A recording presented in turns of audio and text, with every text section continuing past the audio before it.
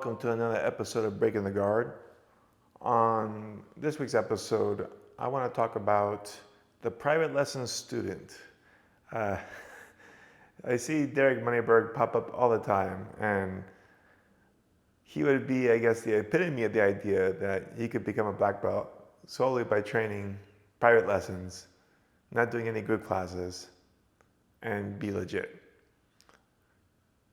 In my opinion, I don't think he is, but that is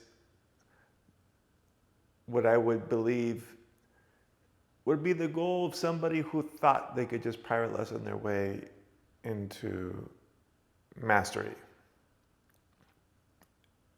Not to say it's impossible, it's just very unlikely, and I'll give my reasons why. When you train in a private lesson, it is usually a very targeted session, at least the way I have taught them. And we're mainly focused on technique. We're trying to build new skills, we're trying to troubleshoot problem areas, but everything is technical in nature. We're not looking to develop cardio or to develop strength. Nothing like that. It's all about technique, for the most part. So if you're just doing private lessons, you will collect a lot of technique. And if you're smart and you are very quick to memorize things, you could amass a large amount of technical information, but you will lack the execution of it if you never practice with resisting partners. Now, you can, of course, spar in a private lesson, and you could drill in a private lesson. It's just not that common. If you're sparring in a private lesson, which does happen, of course, normally the instructor is kind of carrying you in this practice because obviously he's got a much higher skill level than you. So when I'm rolling with somebody in a private lesson, I am trying to either A, show the move that I taught them during the session, or try to get them to use the move that I taught them during the session. I like showing it from both ways because when they actually experience the move that you taught, they're like, oh crap, this actually works because he just did it to me.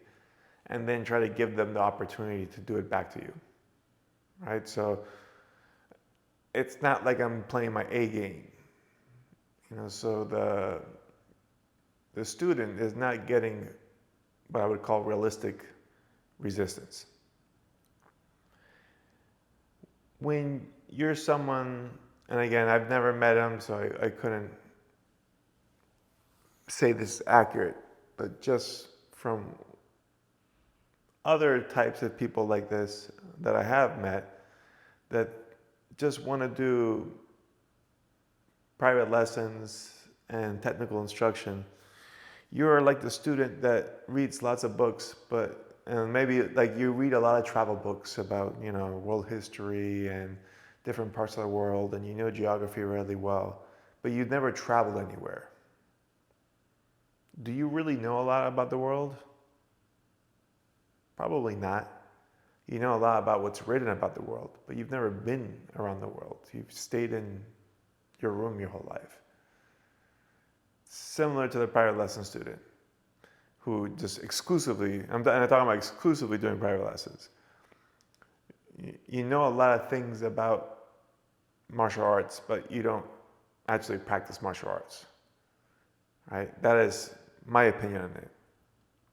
So if someone told me, oh, this guy, he only trains private lessons, my initial snap judgment is going to be like, he's probably not very good. Now, I could be wrong, but that is what I would gather from that, because you just don't have any competition or training experience of live combat. And if you guys heard of me talk about the 4 phases of learning, the prior lesson student pretty much is only doing 2 of them, and there's 4, right? There is observation, practice, drilling, sparring. And when you are in a private lesson, you're just doing the first 2 most of the time, which is you're observing and then you're practicing. Very rarely you're drilling, because just as an instructor myself, I don't want to be doing the drilling. I can tell you, if you know what drilling is in my terms, it's difficult. And I'm not trying to get crazy tired if I'm teaching private lessons, you know. It's different if I was training for a competition or something like that. But yeah, I'm not normally drilling for a private lesson student. Sparring I might do, and like I said, it's not 100%, or even like a normal class sparring. It's just me going through the motions, trying to get them to learn new things. More of a flow role, if you will. So their learning curve is stunted in the prior lesson paradigm, because you're just observing, practicing. And if you've heard me do this breakdown before, in my opinion, most of the skill development is done in the drilling phase. This is where you build your speed, your power, your technical precision, your timing. Everything gets built in that drilling phase. The sparring phase is the feedback. It's like once we've created a great model of the technique from the drilling, we test that model now against a resisting opponent and see how it holds up. And then we observe that in our memory. Did it work? What didn't work? And then we practice out the mistakes, and then we re-drill the new iteration of this model. So to me, a private lesson exclusive mode of training in a sport like mixed martial arts, which requires feedback constantly and a resisting opponent, isn't realistic or desirable. That's not to say that private lessons have no place. In fact, I think they have a great place, but they are a supplement, not the main course. It's the side item, the dessert, if you will. It shouldn't be the main thing you're doing. The main thing, in my opinion, is going to be doing good amount of drilling, obviously with sparring, live situation rounds and stuff like that. Those are going to be the things that you get mostly from a group class, because you need more people involved and you need someone overseeing it as well. The prior lesson should be used as a great way of fine-tuning things. If I notice during my group sessions I'm having problems in a particular area, that's when a private lesson can come into play, because I can go to the instructor, get a private on that particular issue and resolve it, right? Or at least get better at resolving it. That is how I would, and I do tell people how to use them. Because some people just come to me for a private lesson without any idea what they want to work on. And if you've done lessons with me before, you know I usually want you to have things, a list of things you want to work on. I want to know what I'm going to be teaching you. Not like, oh, let me just grab something out of the top of my head to teach you. That's unplanned, it's uncoordinated. It's not going to be a good use of our time, in my opinion. I mean, don't get me wrong, I can do that. And with just about most people, I'm going to teach you a lot of things. But that's not specific to what you might need, right? And when I'm teaching a private lesson to you, it should be tailored specifically for what you want to work on. And that's only something that you would know, because you're you. And you should be observing what's going on when you train. That's why if you're doing it in a group class setting, and your instructor, and you do private lessons with your own instructor, it makes a lot of sense because they know what you do right and what you do wrong, and they would probably, even if you didn't know, they could probably get it for you. But I'm a big believer in you knowing your own faults. And this is why I've talked about before, filming yourself. So even if you can't know what you're doing wrong when you're training, hopefully by watching it, you could, right? In any case, that's to me the use case of private lessons, not as a replacement for group training, but as a supplement to group training, in particular to focus on problem areas or to acquire perhaps a new area of learning. Maybe your school doesn't do any leg locks and you feel like, I want to learn leg locks. Okay, and you go to a leg lock specialist like Dean Lister or something. Okay, that makes sense. That's how it should be used, in my opinion. Not just like, okay, this is the majority of my training, this is all I'm doing. I feel that that's not going to result in the greatest benefit and use of your time or money. Similarly, this is how online lessons and like online instructionals should be used. Because obviously you guys are watching this podcast. It's hosted on my website, which is an online learning platform. Sometimes I get messages from people like, oh, like how am I going to get better at, martial arts doing this? Like if all you did was watch my website, you wouldn't get better, right? Just obviously you wouldn't. You're just learning things like conceptually and not even doing them. The whole point is it's a supplement, right? Like you have to be training somewhere. And now you're using my website and me as a training aid. Maybe there's something that I'm doing that you want to be doing, but you already have a place that you're able to train and get feedback from. Or maybe you're having a problem, in sparring, and you send me a question on the forum, or you send me an email, or make some type of request, and then I can make a video to cover that, right? Like that's how online training and like on courses in particular are supposed to work, in my opinion. It's not like, oh, all I gotta do is, watch YouTube videos all day and I'll be an expert. Like, clearly, it doesn't work that way. You can learn a lot of things, but you're not gonna get amazing proficiency just by learning, by watching something, right? Like to learn it, you actually have to use it and use it against resisting opponents. So to me, whether it's a private lesson, a DVD, or online course, these are only giving you two parts, or in some cases only one part, right? Like the videos and stuff, it's only observing. You're not getting anything else out of it. At least the private lesson, you're getting, some practice involved. But they're not going to give you the full taste of the learning cycle. You need to get the drilling in and you need to get the sparring in. And in my opinion, you can temper these things a bit, right? Because you might say, well, what's the optimal mix of group training or drilling versus watching instructionals versus taking private lessons? The majority of your training, in my opinion, should consist of, well, let's reword it, because it's going to depend on where you're at in your journey. If you're just starting, you're probably doing a lot of practice, a good amount of drilling, and a decent amount of sparring. So I'd say you're doing a lot of observing, a lot of practice, and then some drilling, some sparring. The reason I say like that, because when you don't know anything, you need to watch a lot and you need to practice a lot because you're going to be clumsy. You're going to need to drill a little bit, and then when you spar and everything gets messy, you're going to go back to observing, practicing, drilling. So I think in the beginning, the front end is going to be heavier. The first two steps, there's going to be a lot more of.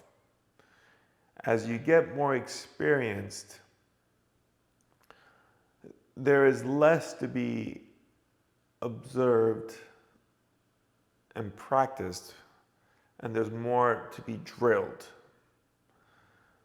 Because now we're moving into a territory, like I would say, like blue belt level-ish, we start going more heavy towards 3, right? Where now we're trying to drill a lot. We're trying to build a lot of proficiency.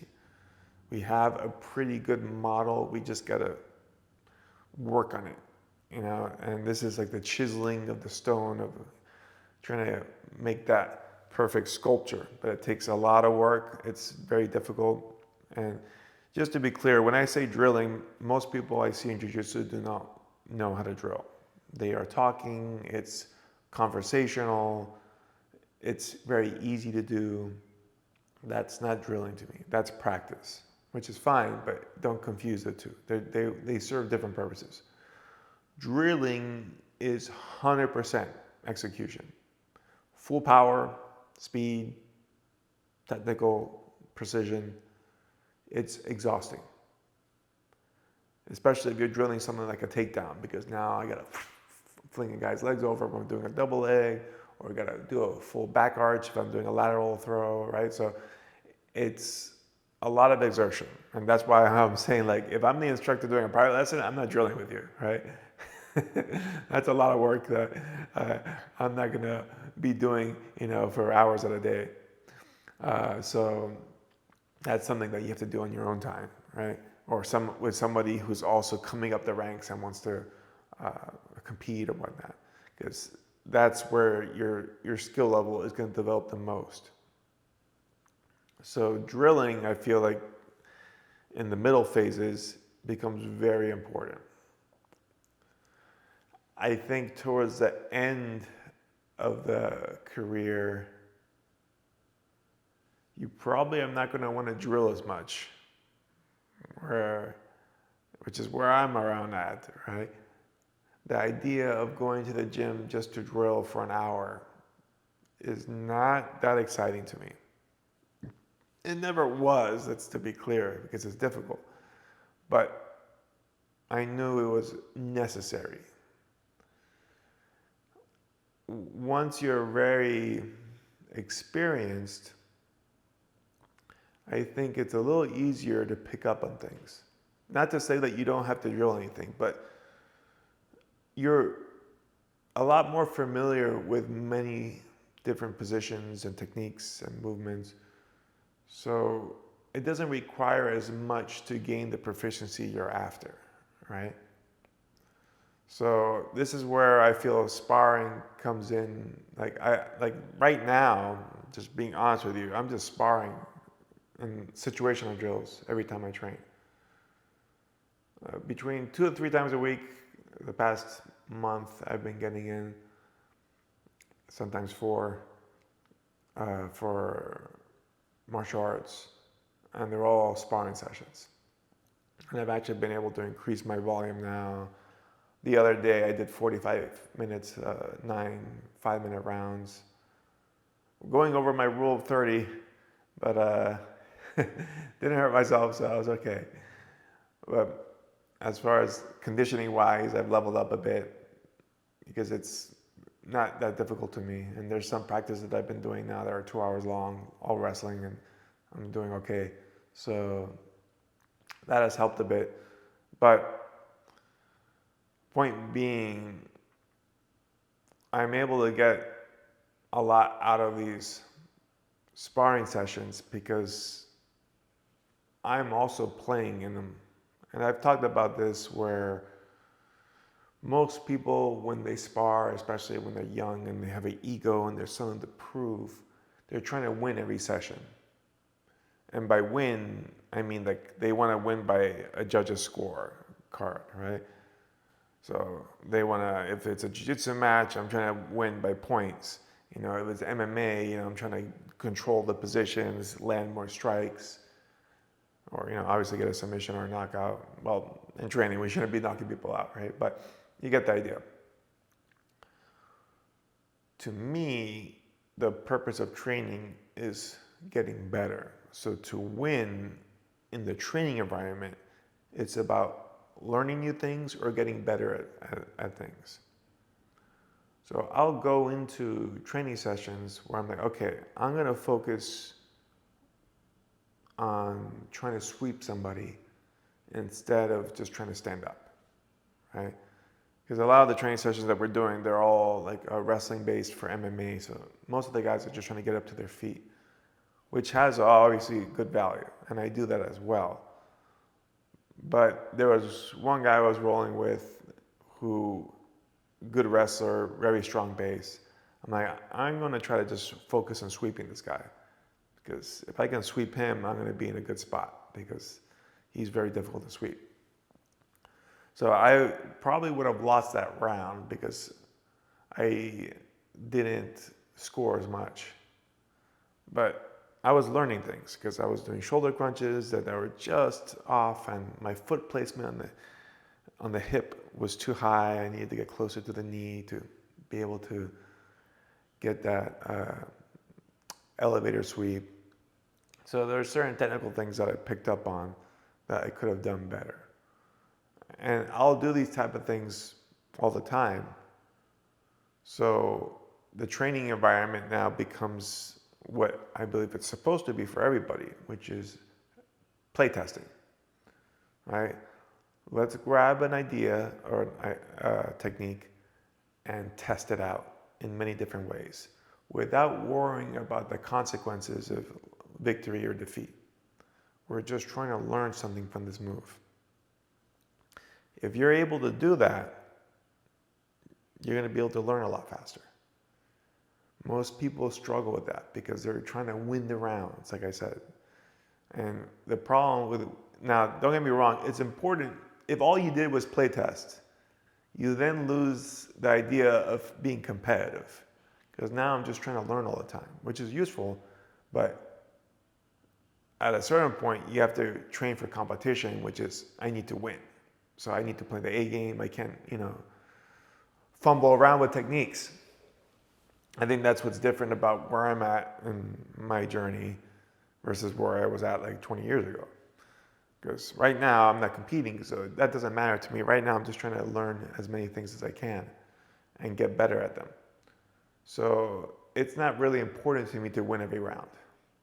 But every so often I will go into a round like, okay, A game, demolish this guy, right?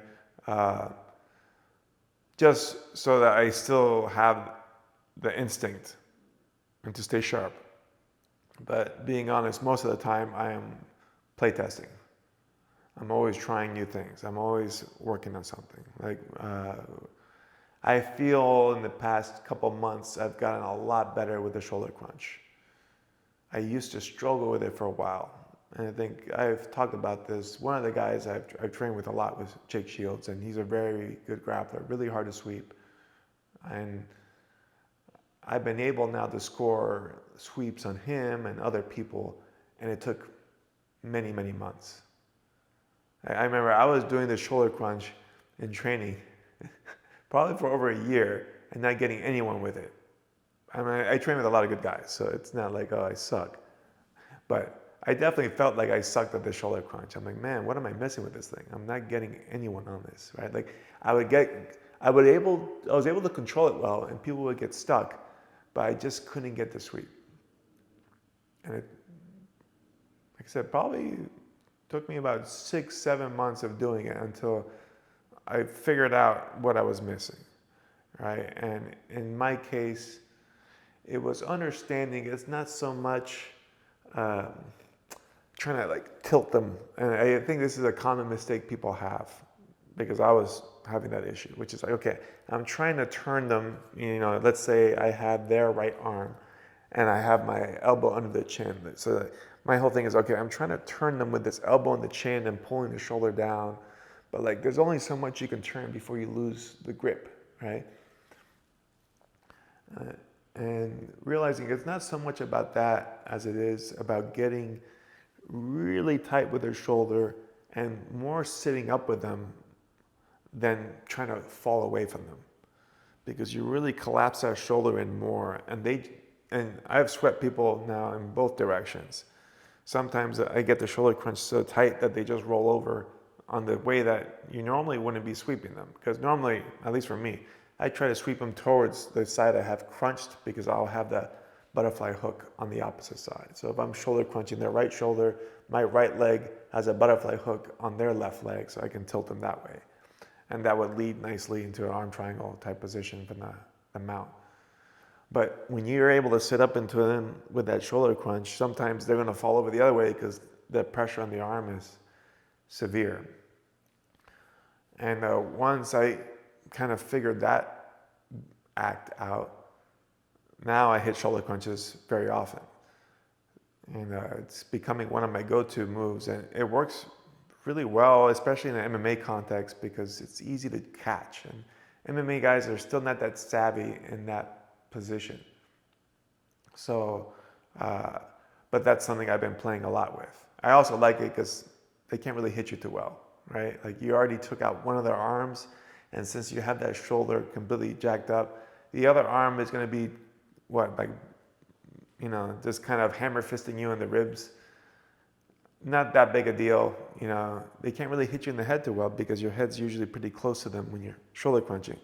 So I think it's a good sweep or position in general to work in MMA.